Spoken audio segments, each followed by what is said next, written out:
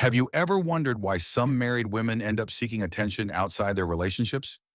It's a truth that many men fail to see. It's not about weakness, nor is it a moral failing. It's deeply tied to human nature and temptation. But what really makes a married woman cross that line? And why does it often seem so easy? So what causes a married woman to go looking for something beyond her marriage? Is it about finding excitement, or is it something deeper?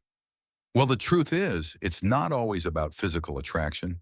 It's usually a psychological need, one that starts small but builds over time. The real reason? It's often the emotional intimacy she's lost. In the early days of a marriage, everything feels fresh. The conversations flow, the connection is strong, and you feel seen and heard. But as time passes, life tends to shift. The long, meaningful conversations become routine. Discussions about groceries, bills, and household chores. Passion turns into obligation, and that's when the feeling of invisibility begins to creep in. If you're enjoying this content so far, take advantage and say a big thank you. It really helps the channel grow. And don't forget to subscribe for more tips that can transform your way of seeing the world and life. It's in those moments of emotional neglect that the danger starts. A woman begins to feel unnoticed, and her subconscious begins searching for validation elsewhere. It doesn't always happen on purpose, but it's a natural reaction to the lack of emotional intimacy. The most dangerous thing in a relationship is not conflict, it's indifference. When you stop being emotionally present, the connection fades, and something that once felt like a strong bond starts to feel more like a distant memory. It starts small. A simple hello from a stranger. A conversation with someone who actually listens. A moment where she feels seen, interesting, even desired. Suddenly, that small interaction feels like oxygen after years of suffocating. Marriage comes with responsibilities, predictability, stability. But it's the very stability that often kills the spark. Psychologists call this the warming effect. It's the idea that novelty fuels desire. People, both men and women, are drawn to the excitement of the unknown. When a woman has been married for years and each day starts to feel the same, when every interaction becomes routine, the smallest spark of something new can feel electrifying. It's not that she doesn't love her husband. It's not that she's a bad person. It's that she's lost the thrill of being desired.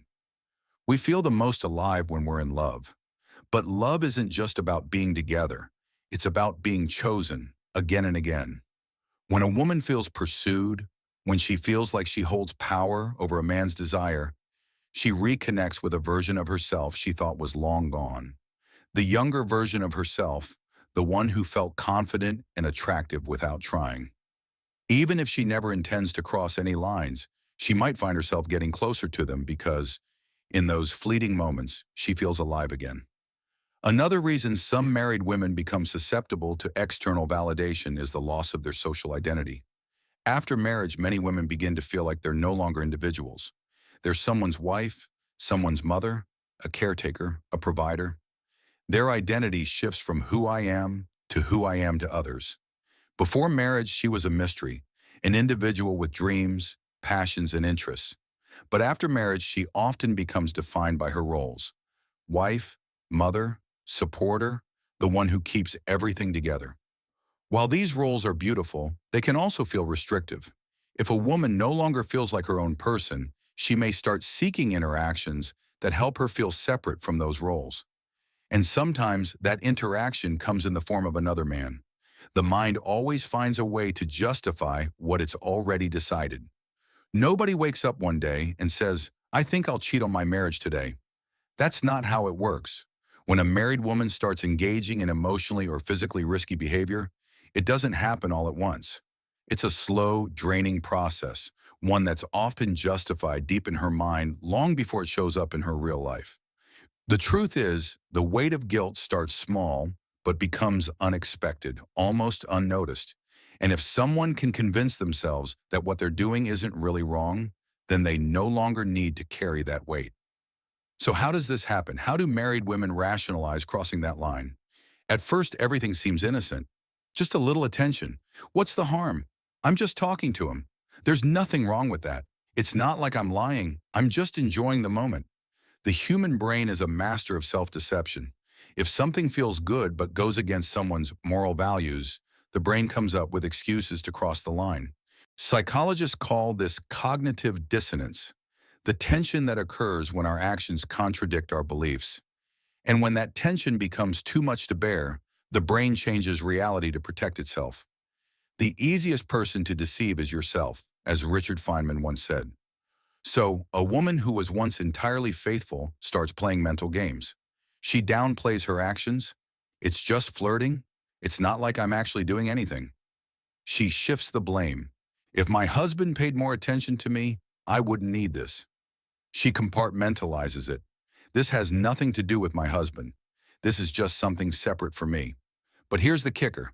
The more she justifies, the further she goes. For many married women, the first betrayal isn't physical, it's emotional. And that's what makes it so dangerous. With physical cheating, the lines are clear. There's no gray area in kissing, sleeping with, or being physically intimate with another man. But emotional betrayal, that's where things get murky. Late night texts, conversations that go deeper than they should, sharing personal struggles with another man instead of her husband. At first, she tells herself, it's just emotional. There's no problem with talking. If this video is making sense to you, say thank you and subscribe to the channel. That way you won't miss anything that's coming up. But emotional intimacy is powerful. When a woman shares her thoughts, feelings, and emotions with another man, she's already begun to disconnect from her husband. A betrayal isn't always a physical act. The moment you start keeping secrets from your partner, you've already crossed the line. That's the real danger. Because when emotions are deeply involved, the physical boundaries begin to break down. The "I deserve this" justification. The last and most dangerous rationalization is, "I deserve this feeling." At this point, a woman no longer sees her actions as questionable. In her mind, they are justified. I've sacrificed so much for this marriage. I deserve to feel good again. He's ignored me for years. If he doesn't care, why should I? I've been faithful for so long. And where has that gotten me? What's the point? This is the point of no return. At this moment, the emotional connection she's formed with another man feels more real than the marriage itself. Her mind has completely convinced her that crossing the line isn't cheating. It's justice. And once someone believes something is justified, nothing can stop them. The reason married women sometimes become the easiest targets isn't because they're vulnerable or immoral. It's because the human brain is wired to rationalize what feels good. It starts with small excuses, little justifications. But if left unchecked, those justifications turn into actions. And once the line is crossed, there's no turning back. The point of no return. Chains of habit are too light to be felt until they are too heavy to be broken. Samuel Johnson. Every story has a point of no return, a moment when it's no longer just conversation, no longer innocent flirting, no longer rationalization. The game is no longer a game. It becomes real. And the scary part is, most women don't even realize when it happens until it's too late. In psychology, there's a concept called the threshold theory. It explains why people who swore they would never do something eventually end up doing it. Because the hardest part isn't doing it. It's doing it for the first time. The first time she sends a message she knows she shouldn't. The first time she meets him, just as friends. The first time she feels his hand linger just a bit too long, and she doesn't pull away. That's when everything changes. Because after the first time, the second time becomes easier. What we do repeatedly, we become Aristotle. And before she knows it, what once felt forbidden begins to feel normal. Here's the biggest lie people tell themselves when they're on a dangerous path. I can stop whenever I want. But can they? Not exactly.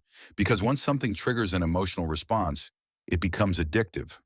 Neuroscientists have found that romantic and sexual attraction activates the same brain pathways as drug addiction.